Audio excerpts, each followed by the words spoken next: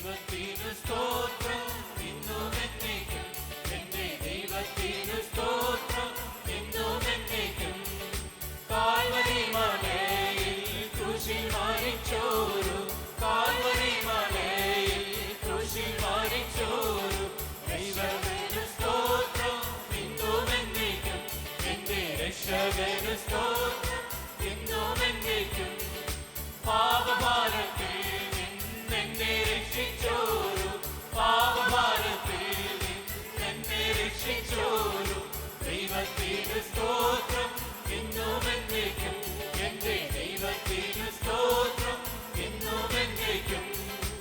ആത്മശക്തിയാൽ എന്നുള്ളം നിറച്ചോരു, ആത്മശക്തിയാൽ എന്നുള്ളം നിറച്ചോരു ദൈവത്തിനു സ്തോത്രം ഇന്നും എന്നേക്കും.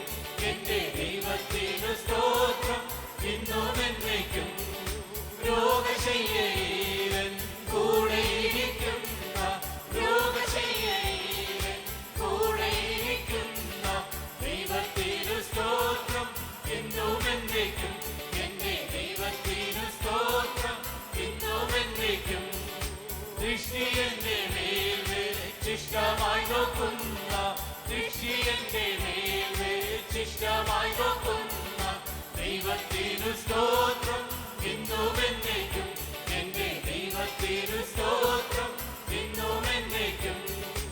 ഓരോ നാളും എന്റെ ഭാരം ചുമക്കുന്ന, ഓരോ നാളും എന്റെ ഭാരം ചുമക്കുന്ന ദൈവത്തിനു സ്തോത്രം ഇന്നും എന്നേക്കും.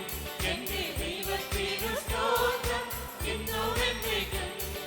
ശത്രുക്കൾ മുൻപാകെ മേശയൊരുക്കുന്ന, ശത്രുക്കൾ മുൻപാകെ മേശയൊരുക്കുന്ന ദൈവത്തിനു സ്തോത്രം ഇന്നും എന്നേക്കും. എന്റെ ദൈവത്തിനു സ്തോത്രം ഇന്നും എന്നേക്കും. വൻകൃപയിലെന്നെ ഇന്നയോളം കാത്ത, വൻകൃപയിലെന്നെ ഇന്നയോളം കാത്ത ദൈവത്തിനു സ്തോത്രം ഇന്നും എന്നേക്കും. എന്റെ ദൈവത്തിനു സ്തോത്രം ഇന്നും എന്നേക്കും. കണ്ണുനീർ തൂകുമ്പോൾ മനസ്സലിയുന്ന, കണ്ണുനീർ തൂകുമ്പോൾ മനസ്സലിയുന്ന ദൈവത്തിനു സ്തോത്രം ഇന്നും എന്നേക്കും. എന്റെ ദൈവത്തിനു സ്തോത്രം ഇന്നും എന്നേക്കും. പെറ്റകളെ കാളുക്കു സ്നേഹിക്കുന്ന, പെറ്റകളെ കാളുക്കു സ്നേഹിക്കുന്ന ദൈവത്തിനു സ്തോത്രം ഇന്നും എന്നേക്കും. എന്റെ ദൈവത്തിനു സ്തോത്രം ഇന്നും എന്നേക്കും. ദൈവത്തിനു സ്തോത്രം, ദൈവത്തിനു സ്തോത്രം, ദൈവത്തിനു സ്തോത്രം ഇന്നും എന്നേക്കും. എന്റെ ദൈവത്തിനു സ്തോത്രം ഇന്നും എന്നേക്കും. ദൈവത്തിനു സ്തോത്രം, ദൈവത്തിനു സ്തോത്രം, ദൈവത്തിനു സ്തോത്രം ഇന്നും എന്നേക്കും. എന്റെ ദൈവത്തിനു സ്തോത്രം ഇന്നും എന്നേക്കും.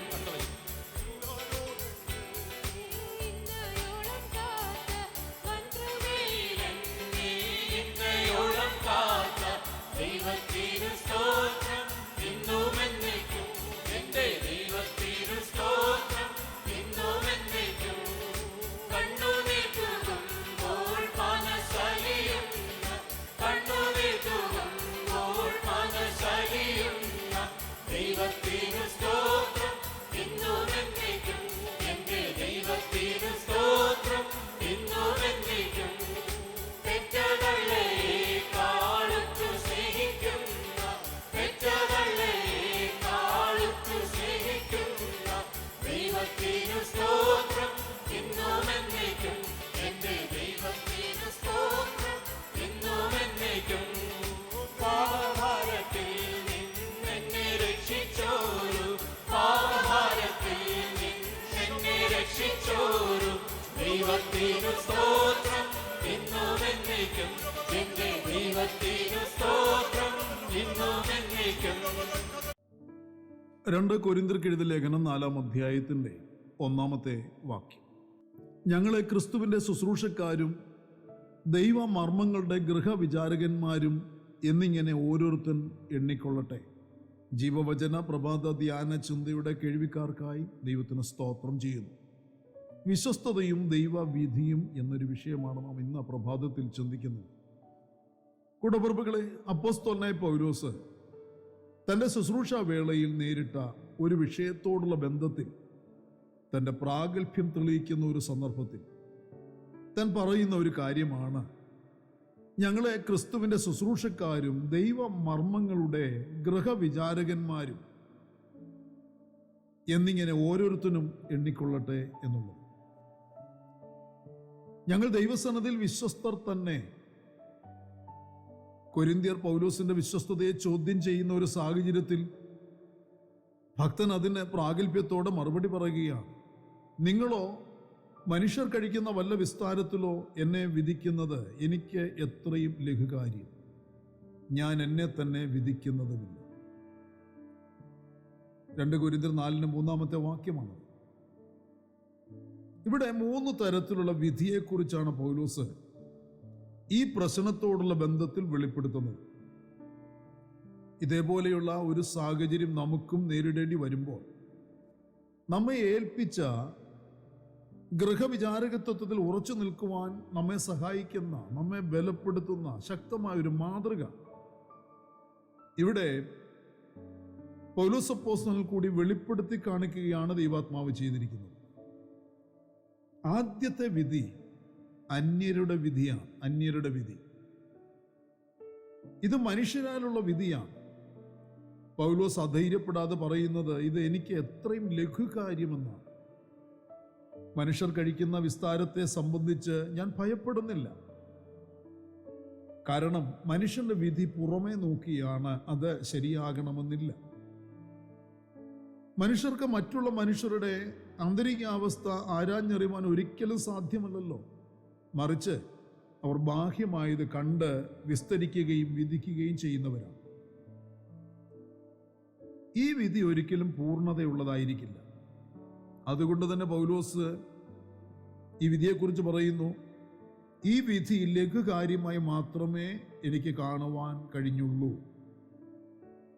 അടുത്ത ഒരു കോടതിയെക്കുറിച്ച് പൗലോസ് അപ്പോസ്തലൻ ഓർപ്പിക്കുന്നുണ്ട്. എനിക്ക് യാതൊരു കുറ്റത്തെക്കുറിച്ചും ബോധമില്ലെങ്കിലും അതിനാൽ ഞാൻ നീതിമാൻ എന്ന് വരികയില്ല. രണ്ടാമത്തേത് ഒരുവന്റെ മനസാക്ഷിയുടെ വിധിയാണ്. പൗലോസ് പറയുന്നു, ഞാൻ തന്നെ തന്നെ വിധിക്കുന്നില്ല എന്ന്. കാരണം എനിക്ക് ഒരുവിധ കുറ്റത്തെക്കുറിച്ചും ബോധമില്ലെങ്കിലും ഞാൻ നീതിമാനാകയില്ല. മനുഷ്യ മനസാക്ഷി പാപത്തിൽ മലിനമാക്കപ്പെട്ടതാണ്.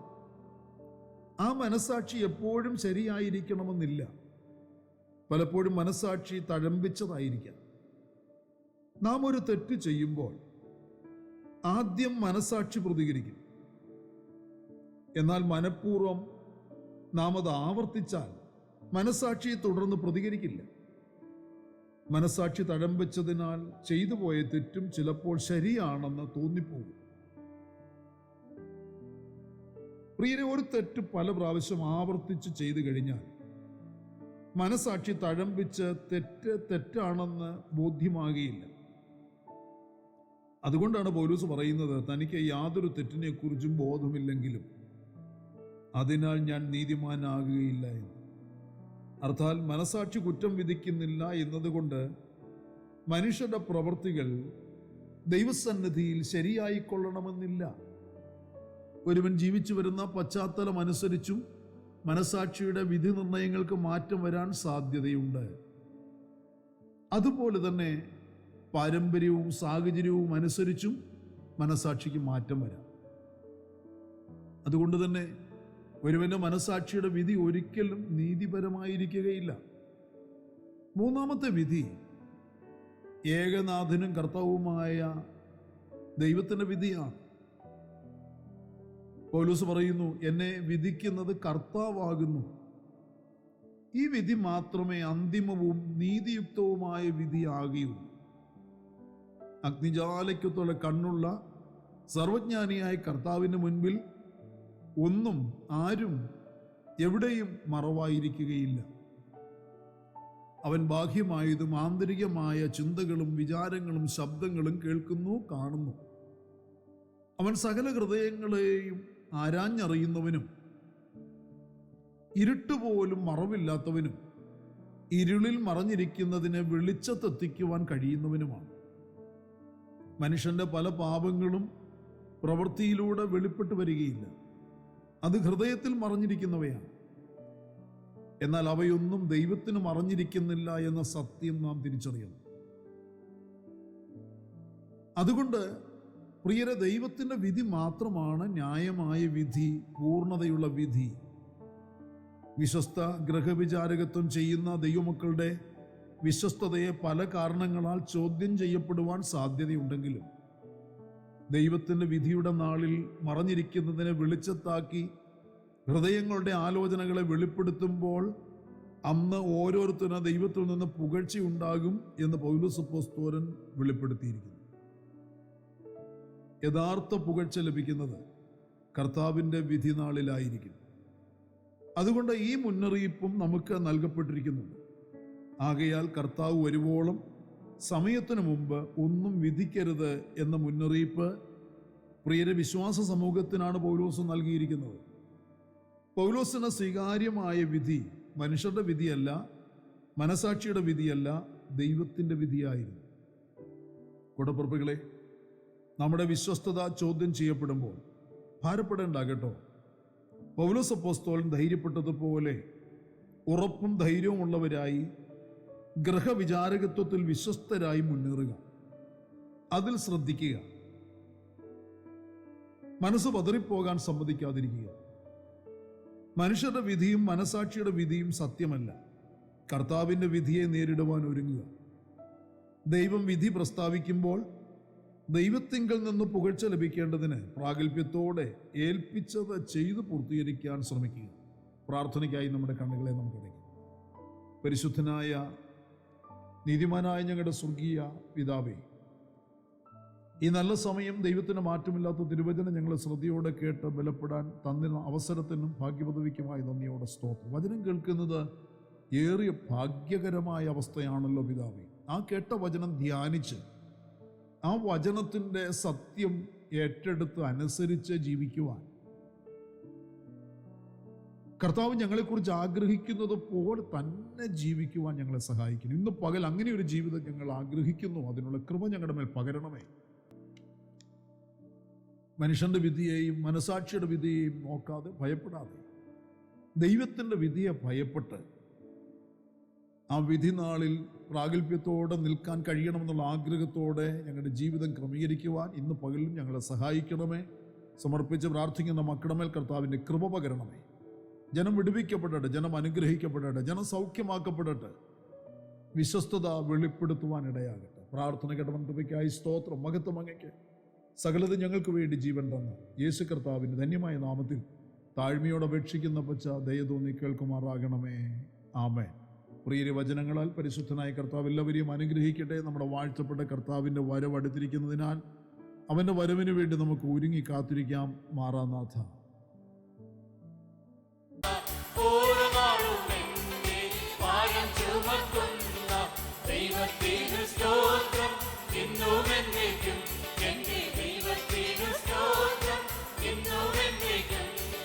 ശത്രുക്കൾ മുൻപാകെ മേശയൊരുക്കുന്ന, ശത്രുക്കൾ മുൻപാകെ മേശയൊരുക്കുന്ന ദൈവത്തിനു സ്തോത്രം ഇന്നും എന്നേക്കും. എന്റെ ദൈവത്തിനു സ്തോത്രം ഇന്നും എന്നേക്കും. വൻകൃപയിലെന്നെ ഇന്നയോളം കാത്ത, വൻകൃപയിലെന്നെ ഇന്നയോളം കാത്ത ദൈവത്തിനു സ്തോത്രം ഇന്നും എന്നേക്കും. എന്റെ ദൈവത്തിനു സ്തോത്രം ഇന്നും എന്നേക്കും. കണ്ണുനീർ തൂകുമ്പോൾ മനസ്സലിയുന്ന, കണ്ണുനീർ തൂകുമ്പോൾ മനസ്സലിയുന്ന ദൈവത്തിനു സ്തോത്രം ഇന്നും എന്നേക്കും.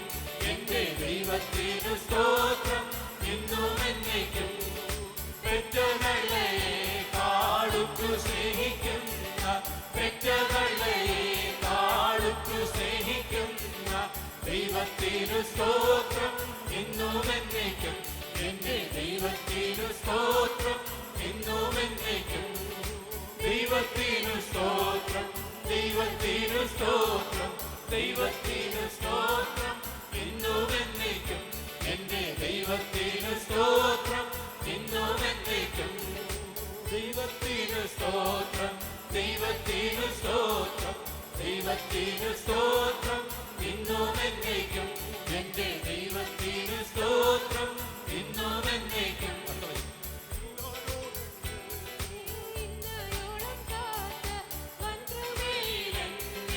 ഇന്നയോളം കാത്ത ദൈവത്തിനു സ്തോത്രം ഇന്നും എന്നേക്കും എന്റെ ദൈവത്തിനു സ്തോത്രം ഇന്നും എന്നേക്കും കണ്ണുനീർ തൂകുമ്പോൾ മനസ്സലിയുന്ന കണ്ണുനീർ തൂകുമ്പോൾ മനസ്സലിയുന്ന ദൈവത്തിനു സ്തോത്രം ഇന്നും എന്നേക്കും എന്റെ ദൈവത്തിനു സ്തോത്രം ഇന്നും എന്നേക്കും